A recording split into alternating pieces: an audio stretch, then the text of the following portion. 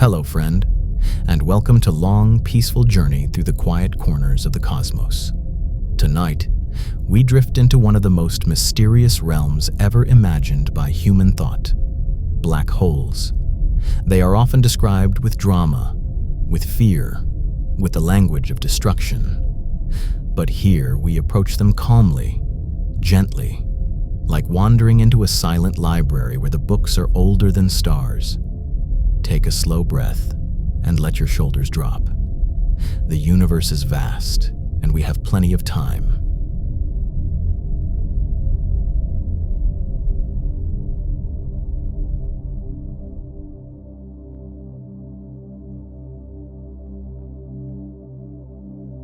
Before we dive inward, let's begin outward, under a clear night sky. Above you, the stars shimmer across an ocean of darkness.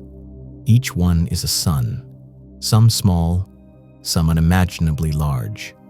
And in the spaces between them, there are mysteries so profound that even after centuries of study, we are only just beginning to understand. Black holes are not separate from this sky. They are part of it, shaped by it, born from it. And eventually, they help sculpt the very structure of the universe. As you breathe slowly, imagine that night sky stretching infinitely above you, calm, ancient, and waiting.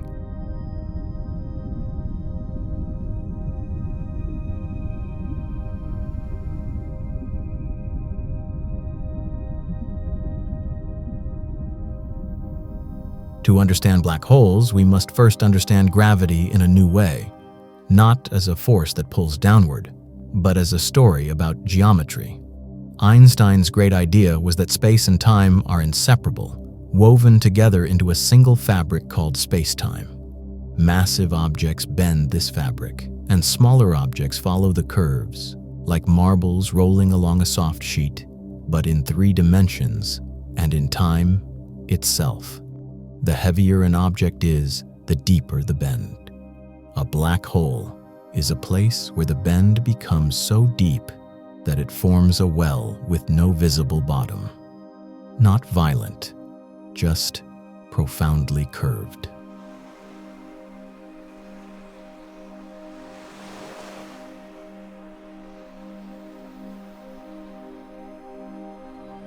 Most stars live long, steady lives, billions of years of quiet nuclear fusion in their cores. But the biggest stars, those 10 or 20 or 50 times the mass of our sun, live fast and burn furiously. They fuse hydrogen into helium, helium into carbon, carbon into oxygen, onward up the periodic table until they reach iron, and iron is where fusion stops, a dead end. Without fusion pushing outward, gravity takes control. The core collapses at a significant fraction of the speed of light. What happens in that single second is staggering. A supernova flash, a shockwave, a burst of energy that can outshine an entire galaxy. And in the rubble left behind, something extraordinary forms.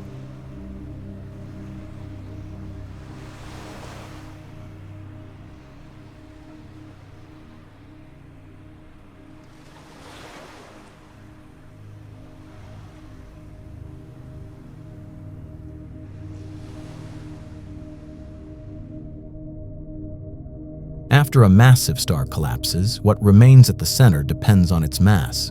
If it's modestly heavy, it becomes a neutron star, a dense sphere of neutrons packed tighter than atomic nuclei. But if the core exceeds about 3 solar masses, nothing in nature can stop the collapse. Not neutron pressure, not quantum forces, not magnetic fields. The core shrinks smaller and smaller, until all its mass is compressed into a region so tiny and so dense that space-time itself wraps tightly around it. This is the moment a black hole is born, silent, invisible, but with gravity so intense that nothing nearby will ever be the same.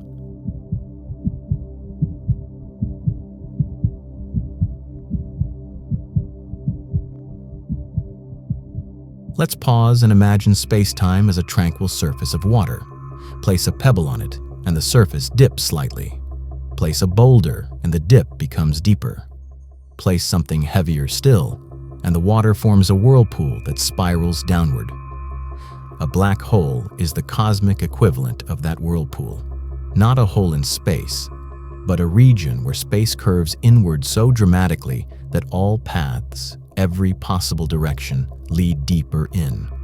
Even light, which usually takes the straightest path possible, finds that its straight line has curved back toward the center. This is why a black hole is dark. Not because it consumes light, but because light cannot escape the shape of the space it is in. Calm, inevitable, mathematically beautiful.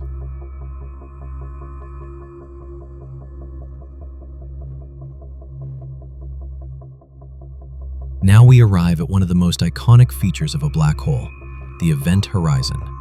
It is not a wall, not a surface, not a barrier you could touch or even notice. It is simply a distance from the center, beyond which all possible paths lead inward. Imagine standing on a hill so steep that every direction, even the one that seems to go uphill, actually slopes downward.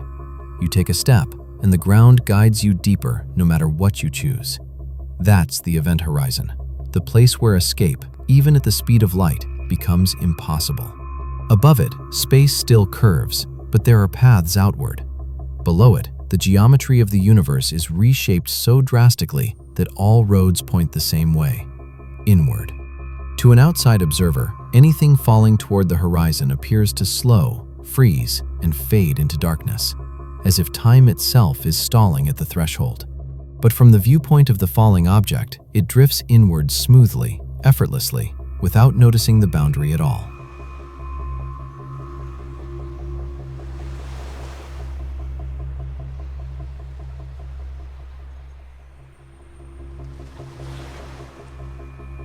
Let's imagine a gentle, theoretical fall toward a black hole, not for fear or thrill, but for understanding.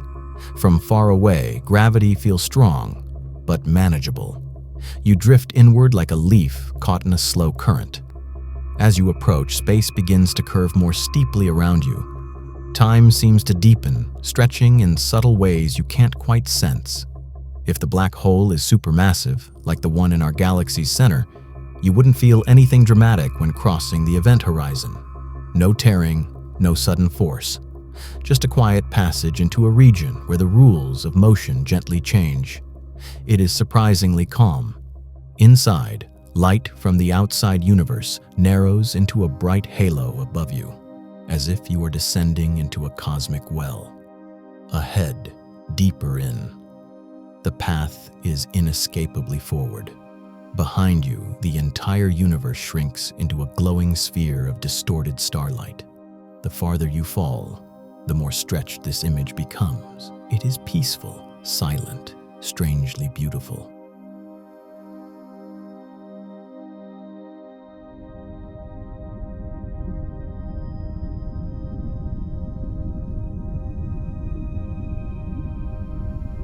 As you drift deeper, you begin to experience the tidal forces of a black hole. Tides on Earth are caused by differences in gravity between one side of our planet and the other. Near a stellar mass black hole, these differences become extreme. Your feet feel a stronger pull than your head. Your body begins to stretch gently along the direction of gravity and compress from the sides. Scientists call this spaghettification. But around a supermassive black hole, these forces are surprisingly mild near the event horizon. You could fall across it without noticing anything unusual until much deeper inside. It is only near the core, the singularity, where these stretching forces become overwhelming. But remember, this is a thought experiment, a conceptual journey, a safe exploration of what physics predicts. Here, we are observers of ideas, not participants in danger.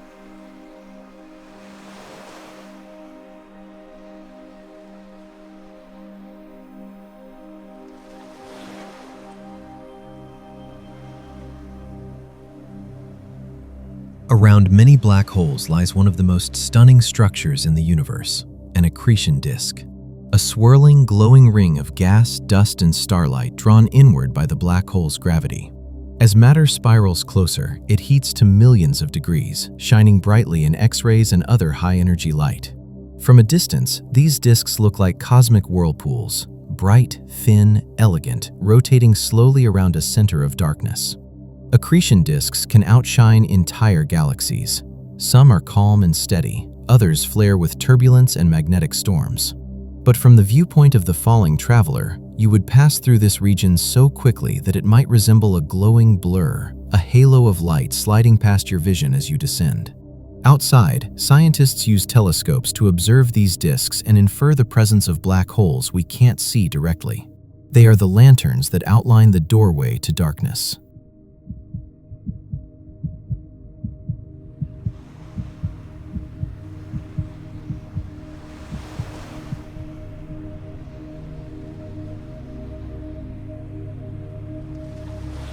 Some black holes, especially the supermassive kind, produce something unexpected, brilliant beams of energy that shoot out from their poles. These are called relativistic jets. They are not emitted from inside the black hole. Nothing escapes from there, but from the swirling environment around it. Magnetic fields twist, particles accelerate, and streams of matter are launched at near light speed into intergalactic space. These jets can stretch for thousands of light years, illuminating clusters of galaxies, carving out cavities in hot gas, and shaping the growth of cosmic structures. It's a beautiful irony. Black holes, the darkest entities in the universe, are surrounded by some of its brightest phenomena. A star may shine for billions of years, but a black hole with a powerful jet can shape a galaxy for far longer.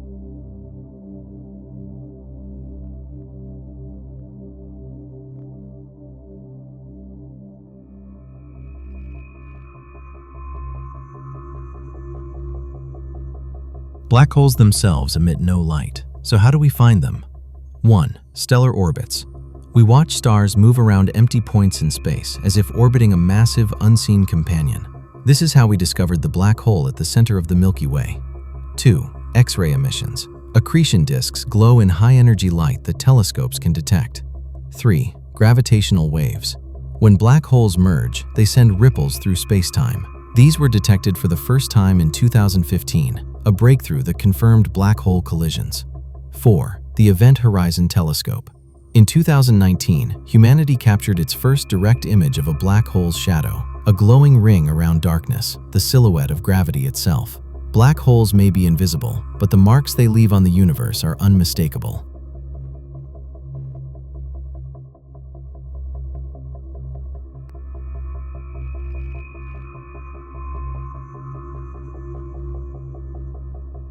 Now let's travel to the hearts of galaxies. Nearly every large galaxy harbors a supermassive black hole, millions to billions of times the mass of our Sun. Ours is called Sagittarius A star. It rests quietly at the center of the Milky Way, 4 million solar masses in a space smaller than the orbit of Mercury. Then there is M87, 6.5 billion solar masses, the first black hole ever photographed. These giants anchor galaxies, influence star formation, and shape the evolution of cosmic structures. Without supermassive black holes, galaxies might not look the way they do. They are the silent architects of the universe.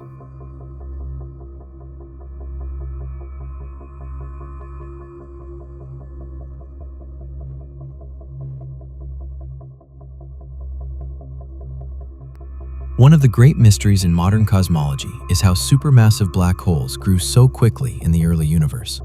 We observe quasars, bright, distant beacons, powered by black holes that existed less than 1 billion years after the Big Bang. How did they grow so large, so fast? There are several possibilities. 1. Direct collapse. Giant clouds of primordial gas might have collapsed straight into massive black holes. 2. Rapid accretion. The early universe was rich with gas, allowing black holes to feed quickly. 3. Black hole mergers. Smaller black holes may have merged repeatedly, forming larger and larger cores. 4. Primordial black holes. Some theories suggest tiny black holes may have formed in the chaotic first moments after the Big Bang. Whatever the mechanism, these early black holes became seeds that helped shape the galaxies we see today. They are relics of a universe young, hot, and rapidly evolving.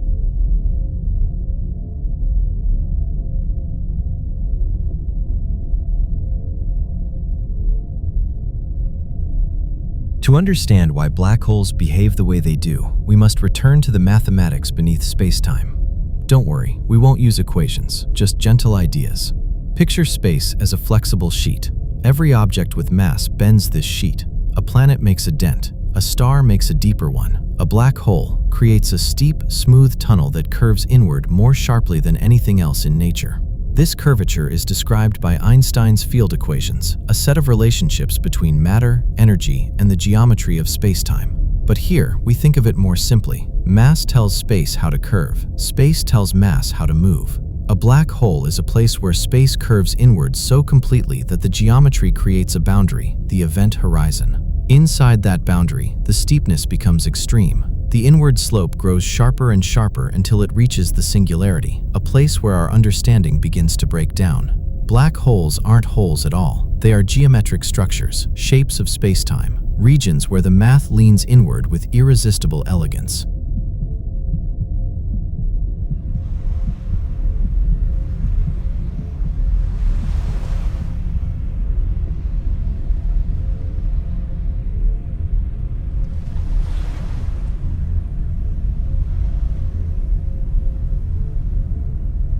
Now we enter one of the greatest mysteries in all of physics, the information paradox. According to quantum theory, information about a physical system can never truly be destroyed. It may change form, scatter, or become unrecognizable, but it cannot vanish. A black hole, however, seems to erase information forever. If a star falls in, what happens to the details of its atoms, its temperature, its composition? Do these details disappear behind the horizon, lost for eternity? Or do they imprint somehow on the surface of the event horizon? Or perhaps information escapes slowly, encoded in the faint glow of Hawking radiation. This paradox touches the deepest foundations of physics, gravity, quantum mechanics, the nature of reality itself. And yet, we do not need an answer right now. Sometimes, unanswered questions are invitations to imagine. Black holes may be teachers, showing us where our theories need to grow.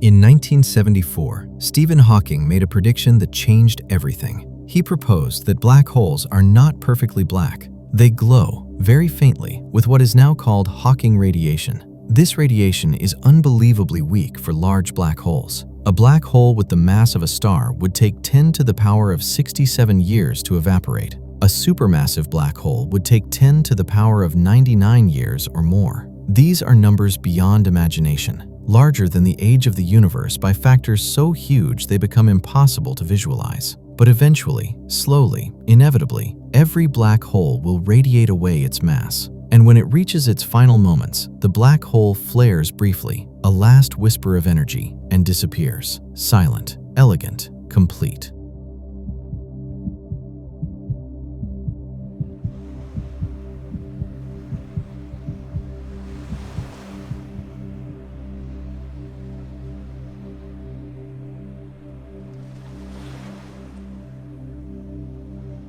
Black holes are sometimes confused with wormholes, hypothetical tunnels through spacetime that connect distant regions of the universe. A wormhole is like a bridge between 2 points, a shortcut through the geometry of space. Do wormholes exist? We aren't sure. Einstein's equations allow them in theory, but they appear to require something exotic to remain stable, a form of matter with negative energy density. We have never seen such matter in nature. Still, wormholes remain a mathematical possibility, a place where imagination and physics touch lightly. For now, they live in equations and in the gentle corners of our curiosity.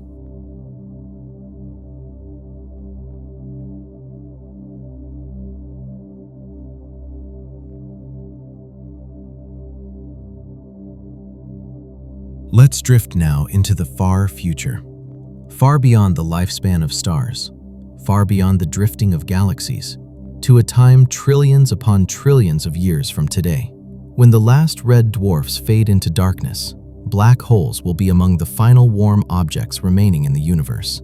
They sit quietly in frozen space, slowly evaporating through Hawking radiation. Over unimaginable timescales, even supermassive black holes will shrink, fade, and vanish. Their disappearance marks the beginning of a new era, a universe without stars, without galaxies, without heat, a universe of stillness.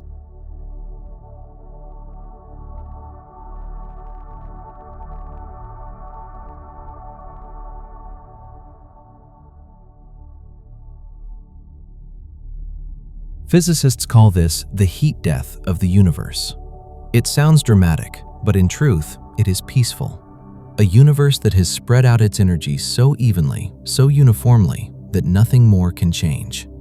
No stars to burn, no planets to warm, no black holes to feed. Just a gentle, silent expanse of thin, cold space. Smooth, quiet, tranquil. In this final era, the history of black holes comes to an end, and what remains is timeless calm.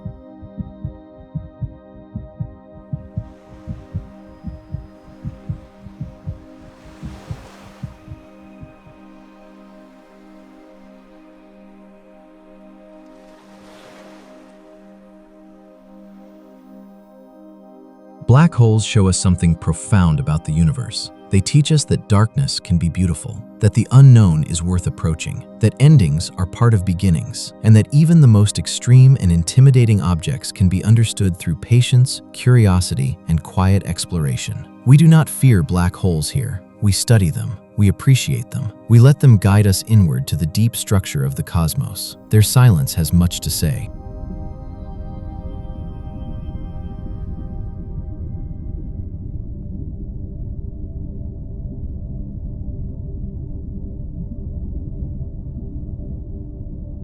And now, our journey through the secret life of black holes comes to a close. Let your breath slow. Let your mind settle. You are here, safe, resting, floating gently through your own quiet universe. Tonight, as you drift into sleep, remember, you are made of stardust, forged in ancient stars that lived and died long before Earth existed. The atoms in your body carry the history of supernovas, of galaxies, of the deep cosmos.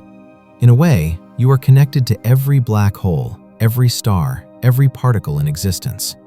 You are part of the universe's unfolding story, a story billions of years old, and still continuing.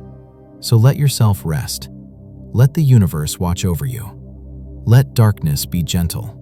Let curiosity be calm. And let sleep carry you where it will. Good night, friend. Rest deeply. Rest peacefully. And may your dreams be as vast and quiet as the stars.